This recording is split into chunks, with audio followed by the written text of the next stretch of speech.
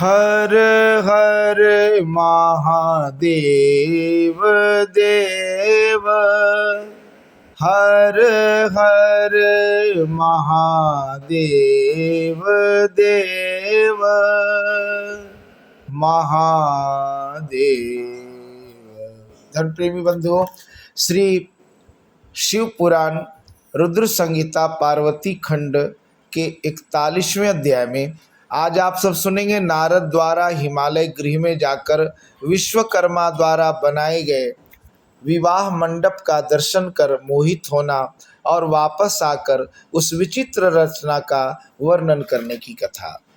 ब्रह्मा जी बोले, हे मुने, उसके बाद आपस में विचार विमर्श कर शंकर जी की आज्ञा लेकर भगवान विष्णु ने पहले आपको हिमालय के घर भेजा। हे नारद, भगवान श्री हरि की प्रेम पूर्ण प्रेरणा सर्वेश्वर शिव को प्रणाम कर आप बारात से आगे हिमालय के नगर को चले। हे मुने, वहां जाकर आपने विश्वकर्मा द्वारा रचित लज्जा की मुद्रा से युक्त अपनी कृत्रिम मूर्ति देखी और उसे देखते ही आप विस्मित हो गए। हे महामुने, विश्वकर्मा द्वारा बनाई गई अपनी मूर्ति को देखकर तथा विश्वकर्मा का सारा चरित्र जानकर आप श्रांत हो गए। तत्पश्चात आपने स्वर्ण कलशों से एवं केले के खंभों से अत्यंत मंडित रत्न चित्रित हिमालय के मंडप में प्रवेश किया। वह मंडप अति अद्भुत नाना प्रकार के चित्रों से अलंकृत तथा हजारों खंभों से युक्त था। उसमें बनी हुई वेदी देखकर आप आश्चर्य में पड़ गए।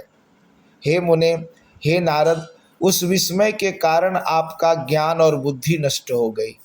पुनः आपने हिमालय से पूछा, हे हिमालय, क्या इस समय विष्णु आदि सभी देवता, महर्षि, सिद्ध एवं गंधर्व यहाँ पहुँच गए हैं? हे पर्वतराज, क्या विवाह हेतु श्वेत बैल पर सवार होकर गणेश्वरों से युक्त सदाशिव पधार चुके हैं? यह बात आप सत्य सत्य कहिए। ब्रह्मा जी बोले, हे मुने, विस्मित चित्त हुए आपके इस प्रकार के वचन को सुनकर पर्वत हिमालय आपसे तथ्य युक्त वचन कहने लगे।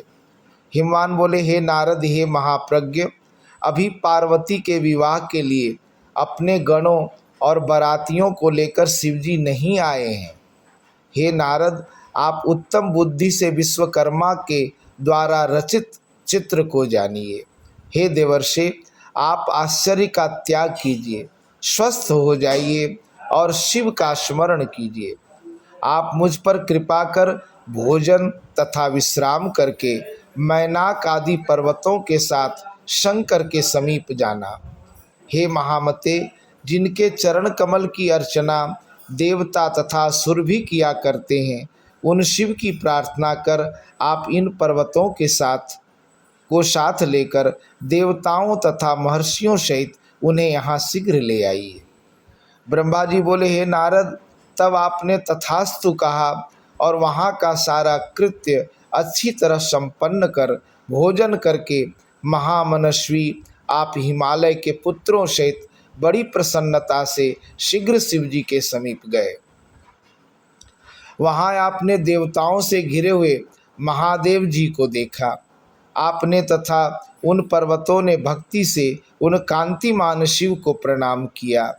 तत्पश्चात हे मुने, अनेक प्रकार के अलंकारों से युक्त मैनाक, सह्य, मेरु आदि पर्वतों को देखकर संदेह से आकुल मन वाले मैंने, विष्णु ने तथा इंद्र से युक्त देवताओं एवं रुद्रानुचरों ने विस्मित होकर आपसे पूछा। देवता बोले, हे नारद, हे महाप्रज्ञ, आप तो आश्चर्य से चकित दिखाई पड़ते हैं। हिमालय ने आपका सत्कार किया या नहीं? हम लोगों को यह विस्तार पूर्वक बतलाइए। हे ये महाबली मैनाक, सह्य तथा मेरु आदि पर्वत अनेक अलंकार धारण कर यहाँ किस उद्देश्य से आए हैं? हे नारद, आप यह भी बताइए कि पर्वतराज हिमालय का विचार शिव जी को कन्या देने का है या नहीं? हे तात, इस समय हिमालय के यहाँ क्या हो रहा है, यह सब विस्तार से कहिए।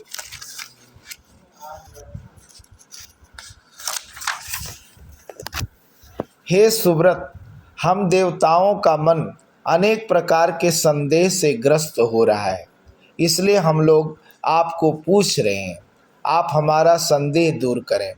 ब्रह्मा जी बोले, हे मुने, उन विष्णु आदि देवताओं का वचन सुनकर विश्वकर्मा की माया से विस्मित हुए आपने उनसे कहा, हे मुने, आप मुझ विष्णु को और सभी देवताओं के ईश्वर शचीपत के पति, पर्वतों के पूर्व शत्रु तथा पर्वतों के पक्ष को काटने वाले इंद्र को एकांत में बुलाकर कहने लगे। नारद जी बोले, विश्वकर्मा ने हिमालय के घर जैसी कारीगरी की है, उसे देखते ही सभी देवगण मोहित हो जाएंगे। वे हिमालय तो उस कारीगरी के कौशल से सारे देवताओं को प्रेम पूर्वक युक्ति से मोहित करना चाहते हैं। हे सचीपते, आपने पूर्व काल में विश्वकर्मा को भुलावे में डाल दिया था, क्या उसे आप भूल गए हैं? इसलिए वे आज आपको जीतने की इच्छा से हिमालय के घर में विराजमान हैं। उन्होंने मेरा ऐसा चित्र बनाया कि उसे देखकर मैं तो मोहित हो गया हूँ। इसी प्रकार उन्होंने विष्णु, ब्रह्मा और इंद्र आदि देवताओं के चित्र का भी निर्माण किया है। हे देवेश, अधिक कहने से क्या, उन विश्वकर्मा ने सभी देवगणों का चित्र इतनी कुशलता से बनाया है कि वह यथार्थ देवताओं के रूप में किंचन मात्र भी भिन्न नहीं जान पड़ता। उन्होंने परिहास करने के लिए सभी देवताओं की यह मायामयी चित्र रचना की है, जिससे देवताओं को मोह उत्पन्न हो जाए। ब्रह्मा जी बोले, इस प्रकार नारद के वचन को सुनकर भय से व्याकुल शरीर वाले देवेंद्र ने विष्णु की ओर देखकर शीघ्रता से कहा। देवेंद्र बोले, हे देव देव, हे रमानाथ, त्वष्टा पुत्र विश्वकर्मा शोक से व्याकुल हो मुझसे द्रोह करता है। कहीं ऐसा न हो कि वह इसी बहाने मेरा वध कर दे। ब्रह्मा जी बोले, उनका यह वचन सुनकर देवाधिदेव जनार्दन उन्हें समझाते हुए कहने लगे। विष्णु जी बोले, हे सचीपते, आपके वैरी निवात कवचादि दानव गणों ने महाविद्या के बल से पूर्व समय में भी आपको मोहित किया था। हे वासव, इसी प्रकार आपने मेरी आज्ञा से पर्वतराज हिमालय के तथा अन्य दूसरे पर्वतों के पंख का छेदन कर दिया है। इस कारण ये पर्वत भी उसी माया को देखकर तथा सुनकर आपको जीतने की इच्छा करते हैं। ये सभी मूर्ख हैं और पराक्रम नहीं जानते, अतः आप उनसे भयभीत न हो। हे देवेंद्र, इसमें कोई भी संदेह नहीं कि भक्तवत्सल भगवान सदाशिव हम सभी का मंगल करेंगे। ब्रह्मा जी बोले, इस प्रकार व्याकुल हुए इंद्र को देखकर विष्णु ने उन्हें समझाया। तब लौकिक गति का आश्रय लेने वाले भगवान शिव उनसे कहने लगे। ईश्वर बोले, हे हरे, हे सुरपते, आप लोग आप में से आपस में क्या विचार विमर्श कर रहे हैं? ब्रह्मा जी बोले, उन दोनों से इस प्रकार कहकर हे मुने, पुनः उन्होंने आपसे कहा, हे नारद, महाशैल ने क्या कहा है? आप यथार्थ रूप से सारा वृत्तांत कहिए, आप उसे गुप्त न रखें। आप शीघ्रता से बताइए कि शैलराज की कन्या देने की इच्छा है अथवा नहीं। हे तात, आपने वहाँ जाकर क्या देखा और क्या किया? यह सारा वृत्तांत प्रेम पूर्वक कहिए। ब्रह्मा जी बोले, हे मुने, जब शिव जी ने आपसे यह कहा तब दिव्य दृष्टि वाले आपने मंडप में जो कुछ देखा था वह सब एकांत में इस प्रकार कहा। नारद जी बोले, हे देव देव, हे महादेव, आप मेरा शुभ वचन सुने। इस विवाह में किसी प्रकार के विघ्न दिखाई नहीं पड़ते और न तो किसी प्रकार का भय ही है। शैलराज निश्चित रूप से आपको ही अपनी कन्या देना चाहते हैं और ये पर्वत इसी निमित्त आपको लेने की इच्छा से यहाँ है, इसमें संदेह नहीं है। हे सर्वज्ञ, परंतु एक बात यह है कि कुतूहलवश वहाँ सभी देवताओं को मोहित करने के लिए एक अद्भुत माया रची गई है। इसके अतिरिक्त वहाँ और किसी प्रकार के विघ्न की संभावना नहीं है। हे विभो, महामाया करने वाले विश्वकर्मा ने हिमालय की आज्ञा से उनके घर में महान आश्चर्ययुक्त मंडप की रचना की है। उस मंडप में विश्वकर्मा ने सारे देव समाज के चित्र का निर्माण किया है। उसे देखकर मैं मोहित होकर आश्चर्य में पड़ गया हूँ।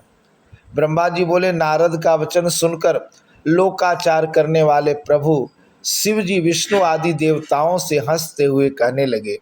ईश्वर बोले, हे विष्णु, यदि पर्वत हिमालय मुझे अपनी कन्या देंगे तो आप यथार्थ रूप से बताइए कि मुझे माया से क्या प्रयोजन है। हे ब्रह्मन, हे शक्र, हे मुनिगण तथा हे देवताओं, आप लोग यथार्थ रूप से कहिए कि हिमालय मुझे अपनी कन्या दे रहे हैं तो माया से मेरा क्या प्रयोजन है। न्याय शास्त्र के जानकार पंडितों ने कहा है कि जिस किसी उपाय से अपने साध्य को प्राप्त करना चाहिए, अतः आप सभी विष्णु आदि देवगण इस कार्य सिद्धि की इच्छा से शीघ्र ही चलें। ब्रह्मा जी बोले, देवताओं से इस प्रकार कहने वाले जितेंद्रिय भगवान सदाशिव को कामदेव ने साधारण मनुष्य के समान अपने वश में कर लिया। इसके बाद शिव जी की आज्ञा से विष्णु आदि देवता एवं ऋषिगण भ्रांत तथा मोहित करने वाले हिमालय गृह की ओर गए। हे मुने, उन देवताओं ने आप नारद को तथा उन पर्वतों को आगे कर आश्चर्यचकित हो हिमालय के अपूर्व एवं परम अद्भुत मंदिर की ओर प्रस्थान किया। इस प्रकार हर्ष में भरे हुए विष्णु आदि देवताओं तथा प्रसन्नता से युक्त अपने गणों के साथ वे शिव जी आनंदित होकर हिमालय के नगर के समीप आ गए। इस प्रकार श्री शिव महापुराण के अंतर्गत द्वितीय रुद्र संहिता के तृतीय पार्वती खंड में मंडप रचना वर्णन नामक 41वां अध्याय पूर्ण हुआ। हर हर महादेव देव। तो ये था 41वां अध्याय और कल आप सब 42वें अध्याय में आप सब सुनेंगे हिमालय द्वारा प्रेषित मूर्तिमान पर्वतों और ब्राह्मणों द्वारा बारात की अगवानी, देवताओं और पर्वतों के मिलाप का वर्णन। आज के लिए इतना ही। धन्यवाद।